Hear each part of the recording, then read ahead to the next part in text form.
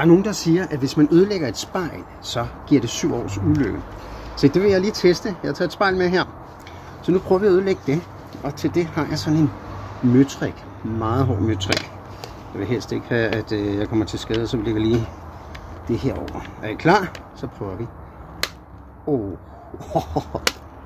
Vi giver den noget. Ja, det lød ikke godt. Lad os prøve at se her. Hold da op. Prøv lige at se her. Okay, vi har et smadret spejl. Det er vi enige om. Godt. Hvad sagde jeg? Ingen ulykker. Det er fuldstændig... Skide køler. Hvor så kom den fra? Nå.